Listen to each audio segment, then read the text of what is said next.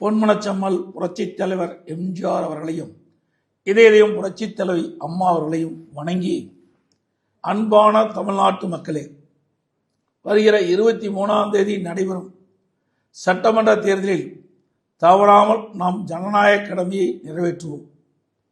இது தமிழ்நாட்டை காப்பாற்றுவதற்கான இறுதி யுத்தம். கடந்த 5 ஆண்டுகளில் ஒரே ஒரு குடும்பத்தின் சொத்துக்கள் பல மடங்கு உயர்ந்துவிட்டன. ஆனால் மாநிலத்தின் கடனோ அதிகமாகி மக்கள் தலையில் விழுந்திருக்கின்றது. பொய்யான வேலைவாய்ப்பு வாக்குறுதி அளித்து மக்களை ஏமாற்றிவிட்டார்கள். கடந்த 5 ஆண்டுகளில் உயர்கல்வித்துறை முற்றிலும் சிதைந்து விட்டது. பெண்களுக்கு எங்குமே பாதுகாப்பு இல்லாத சூழல் நிலவுகிறது.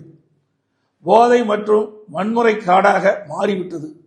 இந்த அராஜக ஆட்சியிலிருந்து உங்கள் பிள்ளைகளை காப்பாற்ற உங்கள் வாக்குத்தான் ஒரே ஆயுதம்.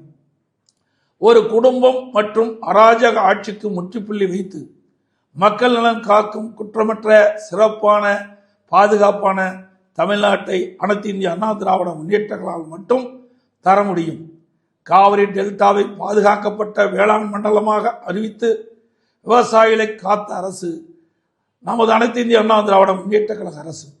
ஒரே ஆண்டில் 11 புதிய அரசு மருத்துவக் கல்லூரிகளை கொண்டு வந்து சரித்திரம் படைத்தோம் நம்முடைய அரசாங்கம். மாணவர்களின் கல்வி மேம்பட விலையில்லா மடிக்கணினிகளை வழங்கியதும் நமது அரசு.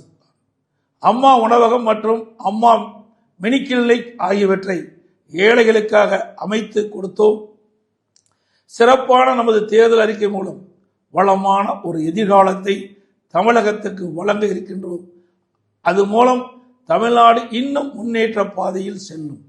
அனைத்து இந்திய அண்ணா திராவிட முன்னேற்ற கழக தலைமையிலான தேசிய ஜனநாயக கூட்டணி அதிக வாக்குகளை பெற்று அமோக வெற்றி பெறவும், அனைத்து இந்திய அண்ணா திராவிட முன்னேற்ற கழகம் தனி பெரும்பான்மையோடு வெற்றி பெற்று ஆட்சி அமைக்கவும், தேசிய ஜனநாயக கூட்டணியில் அங்கம் வைக்கின்ற கட்சியுடைய சின்னங்களான இரட்டை இலை சின்னம், தாமரை சின்னம், மாம்பழ சின்னம், குக்கர் சின்னங்களில் பெருவாரியான வாக்குகள் அளித்து வெற்றி பெற செய்யுமாறு அன்புடன் கேட்டுக்கொள்கின்றேன்.